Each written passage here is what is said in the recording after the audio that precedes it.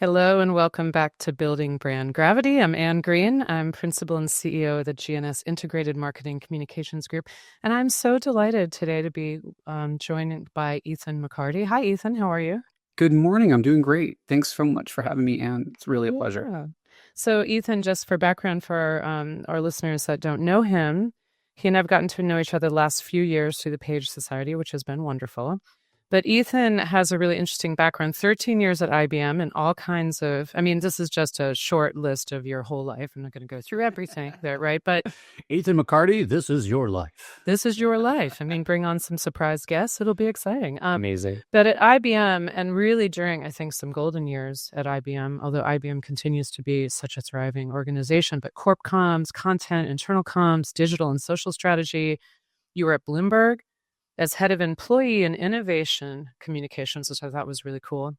But then most notably, you founded your own shop in 2018 named Integral that focuses on employee activation, employee experience, employee engagement. So there are a lot of things I want to talk to you about today, as you know, because it is a crazy world for organizations and alike. And I think just to set up the conversation, it is a challenging landscape for both people, individuals, and organizations.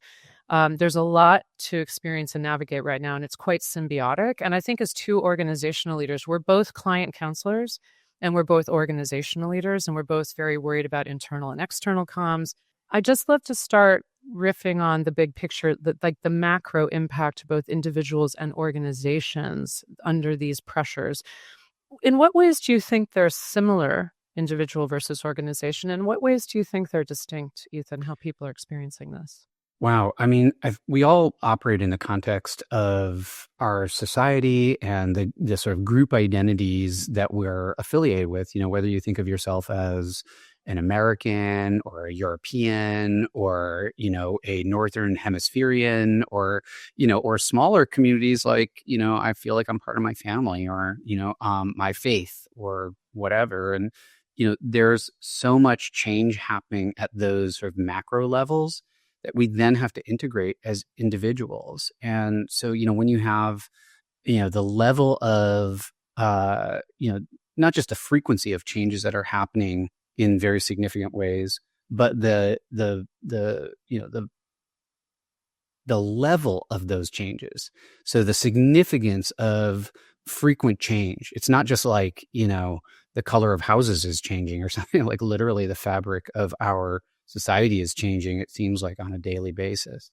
And so organizations need to accommodate those, and so do individuals. And it gets down, I think, to a very sort of existential level where we're thinking about our identities as individuals. What does this mean for me as a dad or as somebody who lives in Brooklyn versus what does this mean for, an organization like my company? And so I think, your setup at the beginning, Anne, is very on point. We're, the two of us are, constantly navigating the space in between those sort of brand identities for our clients and for our own companies, and then our individual identities and how we relate to the people we care about. So I think, that VUCA thing, which, by the way, every time I hear VUCA, I think of Veruca Salt from Willy Wonka. But I think of Vulcans because I'm a 70s Star Trek girl, so it says Vulcan to me, but I think you're closer with Veruca for sure. Yeah, I don't know. They both had to experience a lot of change, right? That's true. What do you think? What do you think? That sort of tension between the what's happening en masse and what's happening for us as individuals? Yeah, I think tension's a good way to describe it. And I want to get into that in a moment because I want to dig into what you're saying. I think it's very much related to the idea of identity. And I want to get to that question of values, which to me is an essential tension. But, even before we get there, it makes me think about that whole nomenclature of employee experience, or as you say on your website, employee activation, or you've been dealing with and that interplay between the organization and the person, right? And I've had folks on the podcast before talking about it. I find it like a really rich, vein to mine. But in all of the years in the arc of your career we talked about earlier, how do you understand those concepts? And then let's get back into what you were talking about a moment ago. Well, I think if you Google the phrase change management is dead, you'll find many, many articles going back for a long time. Same thing with knowledge management, by the way. But I think it's particular. at this point, having, sort of been working for nearly 30 years, Mhm. I believe that more now than ever. I mean, like people have always been saying, I mean, since I've been in the workforce in the late 90s, people have been saying like, change is the new constant. But my sense of it right now is that this idea that there's periods of stasis that are prolonged, interrupted by these sort of, episodes of significant change that need to be then, managed. And then there's sort of a beginning, middle, and end to that change. And then we're back to this period of stasis and stability that's going to last a long time. I do think that's kind of done. I mean, you have it in, sort of in, layers within an organization, like, oh, okay, so these things may be constant for a while. And then we're going to have a big change. Like, okay, we've deployed a big enterprise resource planning system, and we're probably not going to do that for another few years. Okay, sure. You probably need some traditional change management, change communication around that. But the VUCA of it all is happening constantly. So, even those periods of stasis, they're kind of one dimensional. And, what you're having is, relative stability in one dimension of your life or your organization or your business strategy. Meanwhile, everything else is changing. And so, I liken it to spinning plates. I always think about that, it's like you're spinning plates and, you've kind of got these broomsticks or whatever, and you're spinning plates on top of them. And there's probably a couple of them that you can turn your back on, but maybe just for a minute. And I think that's where, I mean, frankly, there's never been a better time to be in the communications profession because it's ever more strategic. I mean, I was actually just talking with a friend of mine who I was in the Future Leaders Experience with like 15 years ago. She's now chief communications officer of a major telecom company. And she was like, oh my God, when we were in the Future Leaders program, which is a Page Society program, I thought, you'd be chief communications officer would mostly like handle PR, and for the CEO. And now I'm doing, government relations, investor relations, the employees, the communities that we're in. Suddenly, they're a company that's really mostly operating in the United States. She's doing international relations. I mean, it's just such a different role and level of complexity that people in our profession are contending with. It's really exciting. It's very interesting. The opportunity landscape is really, really rich. It's also super stressful. It's super high risk. And it's really, I mean, frankly, it's scary and it's complex. And there's all these, layers of change. So even if you get that one plate spinning and you're feeling good about that, chances are there's another one that's, next to hitting the floor. I love the plate spinning analogy. My analogy is the old carnival game, whack-a-mole. Oh my So, gosh. the moles pop up and you hit them with the big rubber hammer. And I always I've joked for decades because I've been in doing this since like 92, 93. So it's been over 30 years now in agency side, all agency side, large agency, and then building an agency over decades. And now CEO again at a mid-sized larger firm. I've always felt that whack-a-mole was a good analogy because there's always something popping up, right? That's People, right. clients, the world, and the moles are not hiding out down there. They're not sleeping, and it's constant, and you never know where they're going to pop up. And I think these metaphors are helpful, but I do think that even though I've thought of it that way for a long time, the intensity is ratcheted up so much. Yeah. And you're right; it's very, very interesting, almost too interesting at times. So that's part of I've spent a lot of time recently contemplating sort of the organizational level of that as a person like yourself that's responsible for people, that's responsible for a brand, ourselves, and then is also responsible for our clients and thinking deeply about their business and not just them as an entity, but their people and all those levels. And remember back in the day, Ethan, how external and internal communications is like never the twain shall meet and or Right. external matters. So it's like the people internally doing internal comms. I've been saying for years also that's like the drop in the pond where the rings radiate out. The first ring is your own people, right? And it's very symbiotic. It flows through. So I think we understand that more now. And that's a good transition to sort of the heart of the conversation. It goes back to what you're saying before, which is I see a very pervasive and common tension, no surprise, when it comes to the values of an organization relative to the values of the individual staff members. Yeah. And I think that feels to me more salient than ever right now. And I think we're going to have a chance to unpack that. But I do find it persistently hard to unpack. I find this dynamic tension to never feel resolved. I mean, first of all, do you agree with that assertion? Does that resonate with you? Oh, 100%. I mean, in fact, even the name of my company, Integral, the sort of root of it was I was having a conversation with my old colleague Ben Edwards, who was for a time at IBM and at The Economist and PayPal, and we were. This is almost 10 years before I started the company, and we were just talking about this idea of individual identity and the brand. And, because I was running social media for IBM at the time. And, I had this notion that, individuals could confer a sense of authenticity to a brand, and brands could, confer a sense of authority to an individual. And there was like this value exchange that was happening, in social media for big companies, and, getting employees to be enlisted as advocates for their brand. But one of the things that, was to me very apparent was that one's identity, it has to be like, there's a sense of integrity to one's identity, like wholeness, not integrity, like, following the rules or, ethical behavior or what have you, but that integrity, like it's able to hold together. And when you have to sort of traverse this space between, the brand, like, oh, I'm an IBMer versus like, oh, I'm Ethan. The larger that space is, the more that you're going to be sort of, spending your day with this sense of cognitive dissonance, where you have to believe two opposing ideas, like, oh, I'm like this whole set of values that IBM purports to hold versus the set of values that I know myself to hold. If those are not aligned, I'm going to feel a lot of stress. Cognitive dissonance really is like crazy making. It causes a lot of stress. It causes people to behave in erratic ways, antisocial ways. I mean, things that you would, that you would say, like, you don't want those kind of behaviors.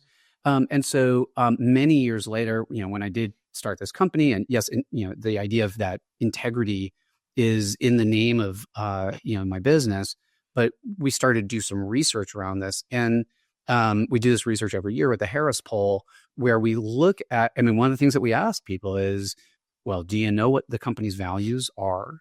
Are they exhibited, at the company? Do you see those, like that's actually real, or is it just poster sort of fodder for the walls, and then how much do those track with your own sense of values? And one of the things that we found is that the more those correlated, the more that people, and it's again and again, now we're going into our 5th year of doing this research. And, again and again, we see that when people feel high alignment between their company's stated values and their personal values, they're like 200% more likely to do things like, volunteer, go the extra mile for a colleague, and participate in mentorship programs, do extra to satisfy a client or a customer's needs, even buy the company's stock. Like all these, what I would call pro-social behaviors, go up by an enormous, just categorically different level of that kind of behavior. And then likewise, the behaviors that people, the behaviors that people are likely to exhibit in the workplace that are negative, things like ignoring safety protocols, or protesting against a company, warning a candidate away, or posting something negative about the company online, those go through the roof equally. And even 17% of people, around 18% of people who have that low values alignment, say they would outright sabotage the company, which is, to me, that's just like mind blowing. We put that in almost as a lark, like, oh, I wonder if like anybody would say they'd sabotage the company, or say a colleague would sabotage the company. And fully 17% in the first year that we did that study. And that's where, when you see things online, when you see these videos of people, like chucking a box, or, putting something weird in somebody's food, or, you hear about somebody doing something like horrible in a healthcare, whatever, those behaviors, they didn't come out of nowhere. They didn't come. That's not like a bad seed necessarily. There's probably some really big disconnect in between what's going on inside that person's mind and that person's life, and what's going inside that person's employer, like that company. It's interesting to think about this. And I love that research. That's one of the reasons why I reached out to want to speak to you, because you were doing some interesting posts on LinkedIn about some dimensions of this, which we're going to get into in a minute, where that values alignment or disalignment is in great tension. I think Yeah. as much tension as ever right now, right? But you're reminding me of how we represent corporate life and culture. So, for example, on the more benign side, there's the cartoon Dilbert. For those who don't know, Google it. But it's Dilbert, to me, the whole vibe of Dilbert is management. It's like poor Dilbert is powerless in the, the maw of, dumb managers. There's also Office Space, and there's The Office. And then if you go up the chain to stuff that's a bit more intense, there's Severance now, which is a very literal and metaphorical representation of the inside and outside person, that person that is in cognitive dissonance between their organizational self and their private self. And so, one of my first questions to you, I personally feel this is probably irresolvable. Like, you're never going to get complete alignment, because it's just, there's people have many dimensions to them. A company is not going to be all things. And I don't personally believe in the bring your whole self to work as something that can be fully fulfilled, nor should it be to me. But how do you see, what are the practices that companies start to enact to assess that they have a values gap between themselves and their staff, and then start to figure out how they bring that Venn diagram, those two circles, into closer alignment so they don't have those terrible outcomes that you're talking about? Yeah. Well, I mean, I love the examples, and I'm kind of obsessed with Severance. I think it's it's an amazing social critique, because it basically is asserting that it's irreconcilable. This difference between like my internal self and like who I have to be in order to be a successful professional. And the only way that we could possibly navigate that would be, like separating the hemispheres of our brains or something like really radical, like a surgical procedure. Neither of us believe it to that degree, but it is an interesting concept. Isn't it? I mean, it's totally fascinating. And I tend to agree with you. Like the idea of having total overlap, the opposite of severance, like having total confluence or whatever the opposite would be equally nightmarish.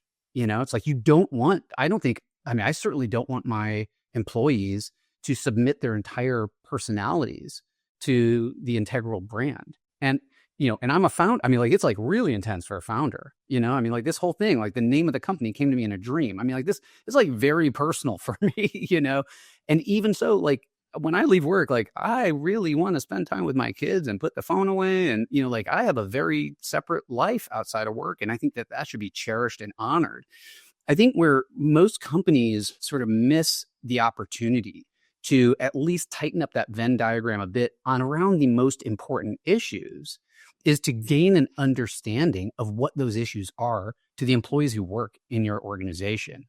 And so, I mean, look, very, very early, my point of view of this is highly, highly shaped by Mike Wing and John Iwata at IBM, who were my leaders when I was early in my career. And we did this whole practice called the Values Jam. And we were doing these sort of like giant online dialogues.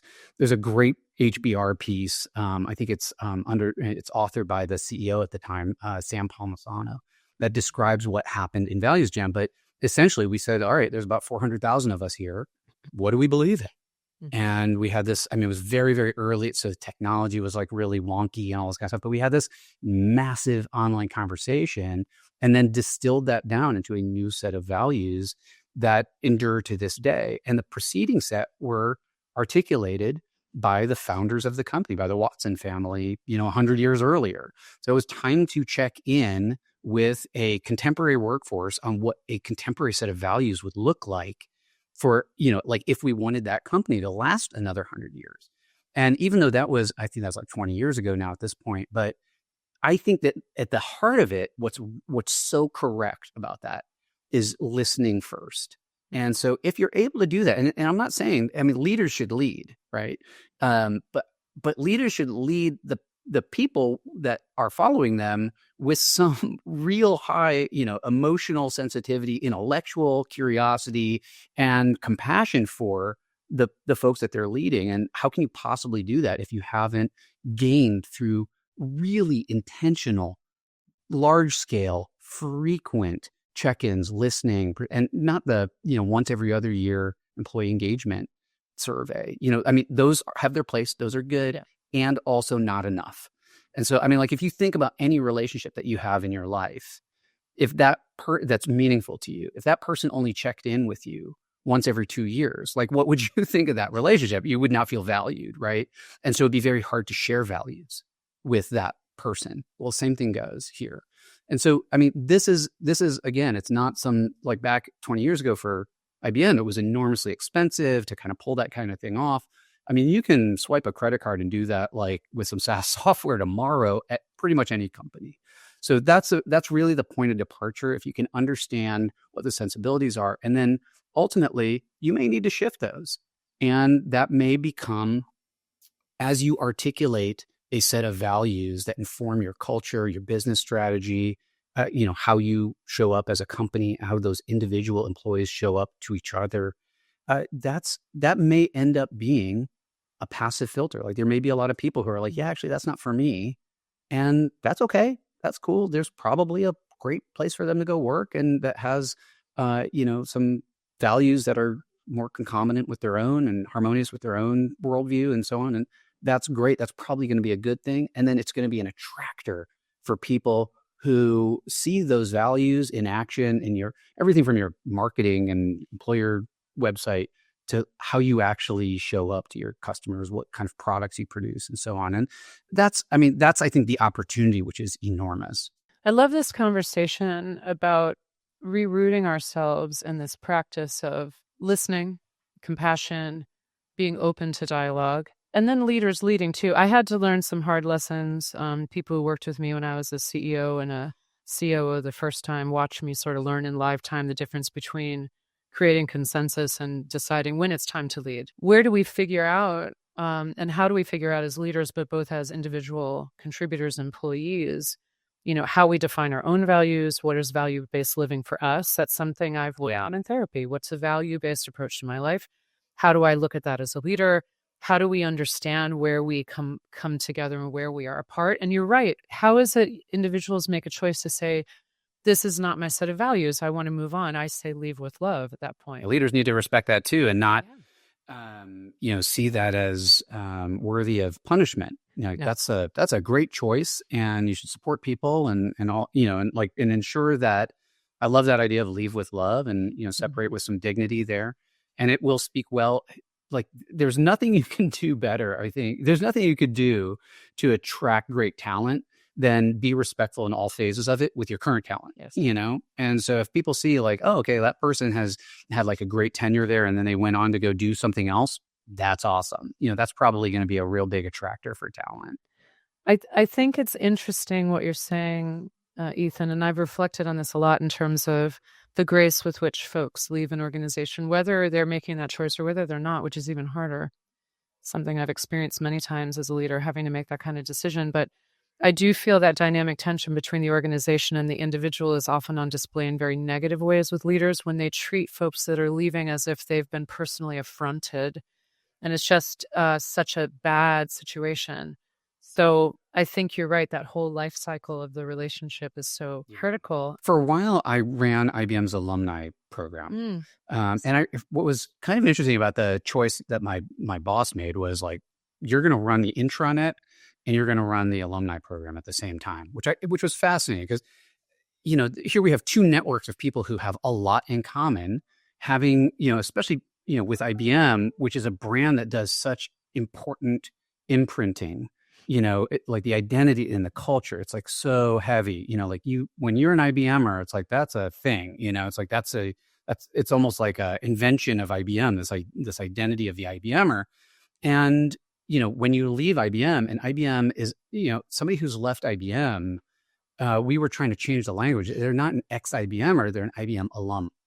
And because there's such a positive, sort of rotating door there, where people would go out of IBM, gain some industry experience, some new contacts, and then come back, or just become clients of IBM, customers. And, And so I think if you think about like in terms of the identity vector here, like you have come and identified, especially in North America. I mean, it's not the same for everyone, but in North America, there's a high association with your profession and your identity. You ask somebody what they do in North America, and chances are they're going to tell you what they do for a living. They're not going to say like, oh, I make candles and, I'd like to go jogging. They're probably going to lead with their profession. And so if you honor that level where people really integrate a brand into their personal identity, that can be very powerful just in terms of the meaning of their work and their lives. And also it's incredibly strategically valuable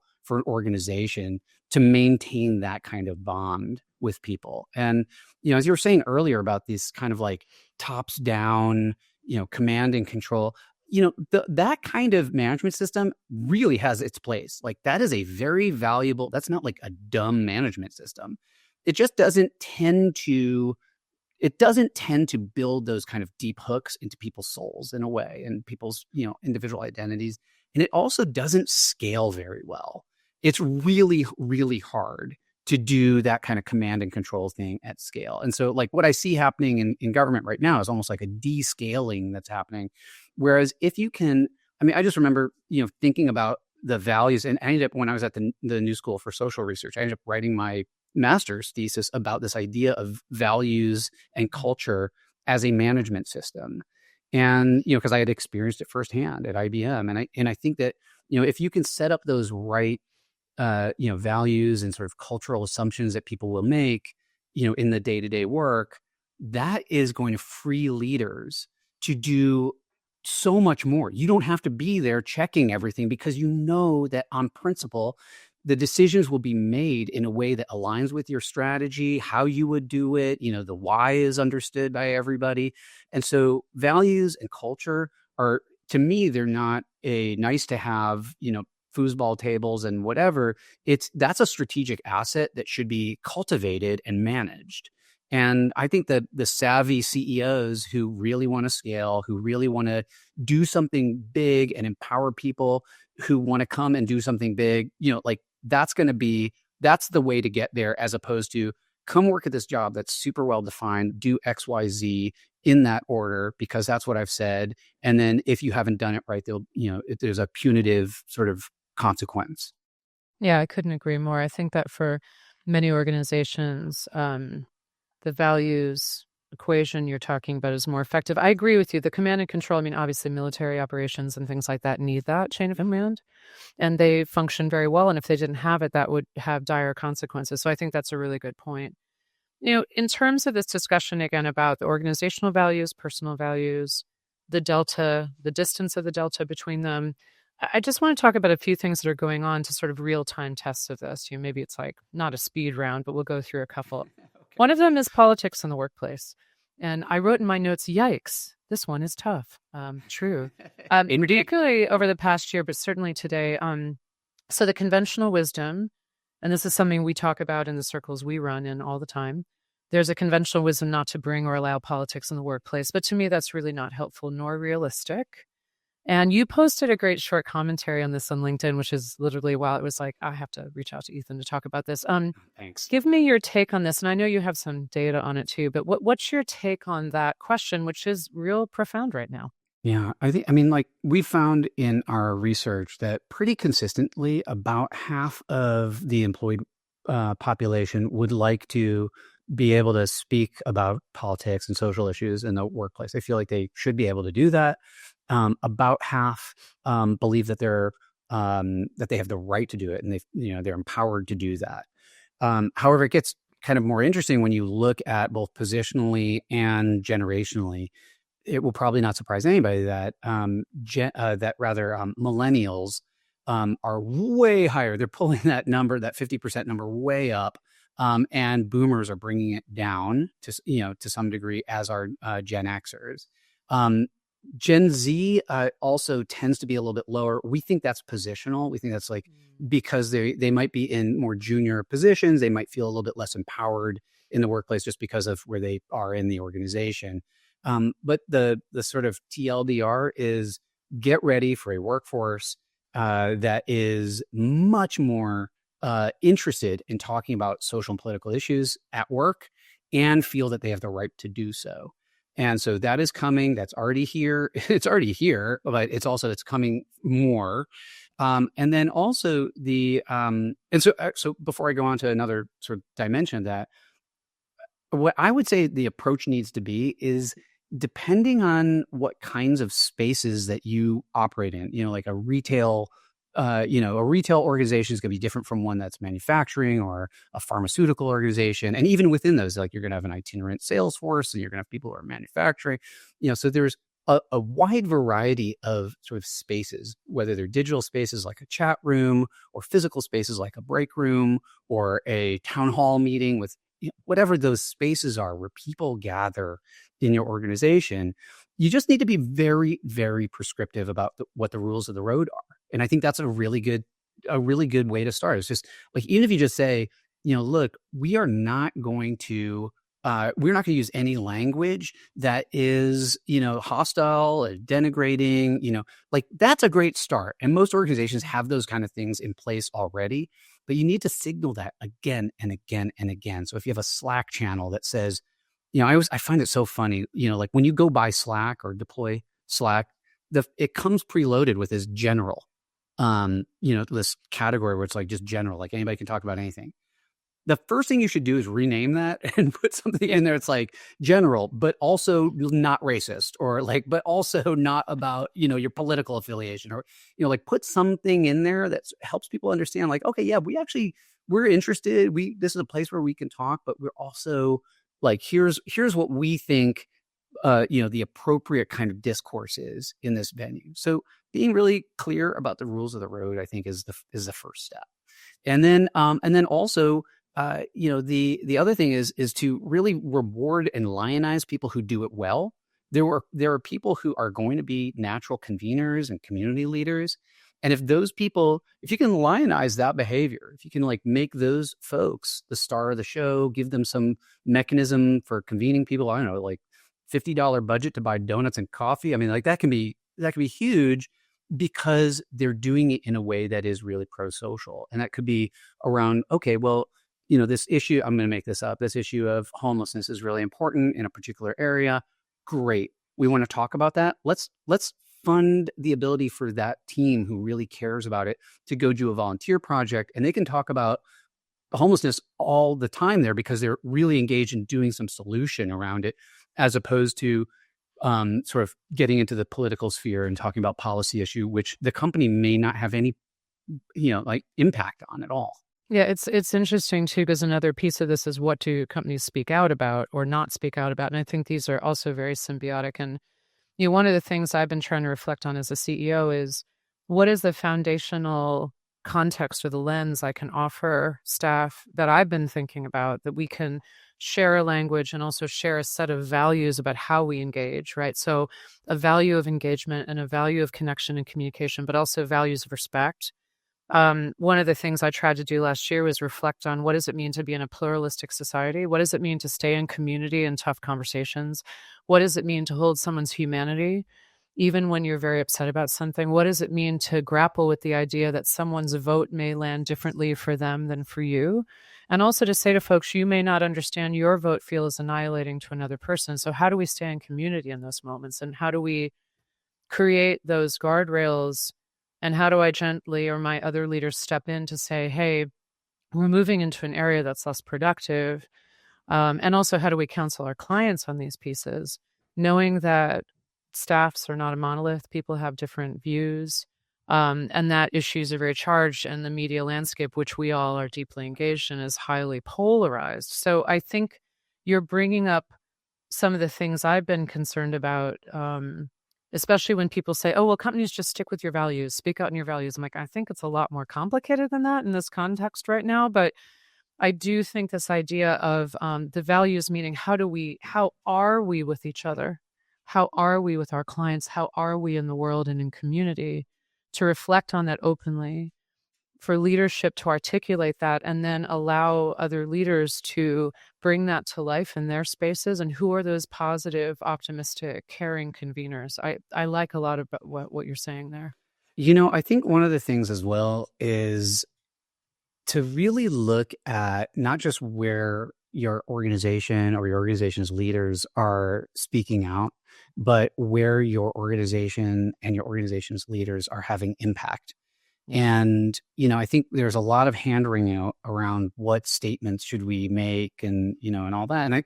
And that's not nothing. I mean, it is important, and it is also very risky, particularly in a political environment where you're seeing, retribution happening for things that people said, and that is scary and it's real. And also at the end of the day, I mean, like, you can reflect on your own experience, and I will also reflect on the research that we do. That we ask, we give this sort of pick list of 28 different issues, everything from Israel and Palestine to handgun ownership to homelessness, pay equity, all these, a whole range of topics.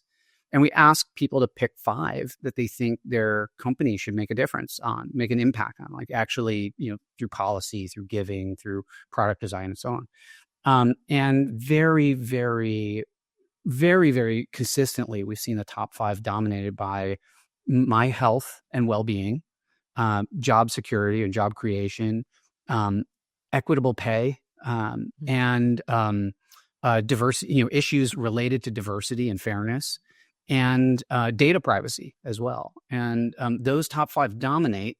And if you think about those are all things that most companies are already doing stuff about.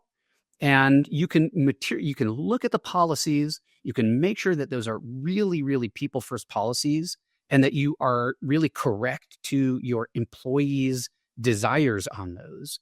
And, and just really sort of drive those home. Even with something like job stability, yeah, you know what? You might need to lay off people. That is real. And you can still have policies that support those with whom you've parted ways, and do that, as you said, leaving with love, and, like doing that kind of action with some dignity. But what's interesting as well is that when you look at that again, generationally, the top 5 issues change significantly. And Gen Z and millennials are much more likely to rank LGBTQ plus and basically trans and these populations' rights and privileges and ability to operate. They're much more likely to rank gun control higher up. They're much more likely to rank education higher up. And so these things are, and it may be about like just stage in life, where people are, who they're surrounded by, what they're seeing in the media. And it's also true that the leaders of organizations need to think of employee populations not as like monolithic, but rather as a group of individuals who have agency in their life, who are making choices, who can either choose you, or they can choose someone else. They could choose to do something great with and for you, or they can choose to do something great with and for someone else. And the negative is true too. They could choose to do something mean and nasty to you and mean and nasty to somebody. So all those things are in play. And again, it's like the more we can recognize that, this individuation of experience is, is like really, forgive me, integral to your work experience. That is going to be a key lever. And what you do through policy is going to have so much more impact than what you say through a press release. Yeah, actually, I know my colleague Steve Halsey is going to be doing a upcoming podcast to talk with Rob at Harris Poll about some of the recent research they did, and this idea of words or context have some trust building characteristics.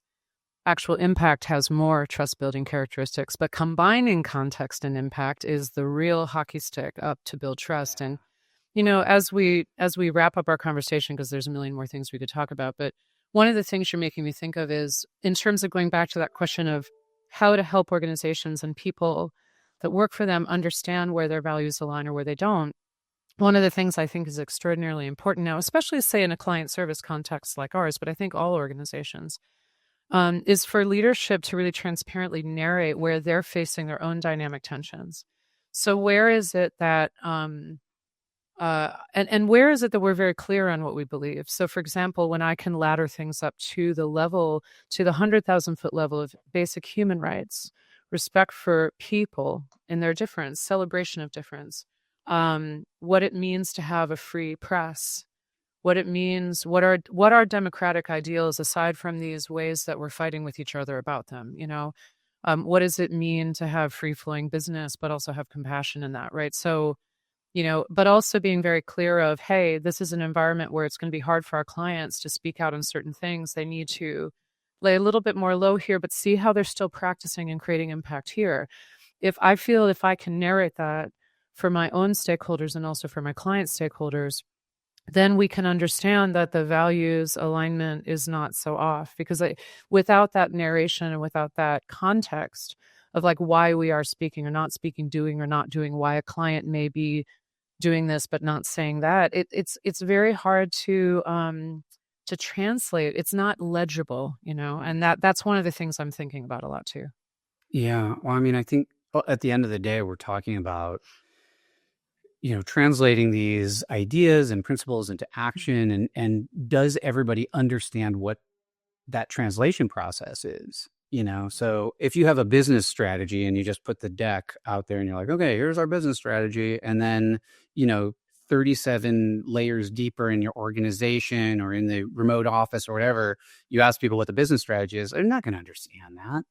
They have to, like, people have to, like, learn things and internalize things in multiple ways, and be able to experience it in order to actually then go and do those things. And there's some great theory on this, like Bloom's taxonomy. It's like this hierarchy of how people learn things. It's very interesting, and how you do course design and that kind of stuff. But at Integral, we have this kind of employee experience formula it's very high level, but it can be really a helpful tool.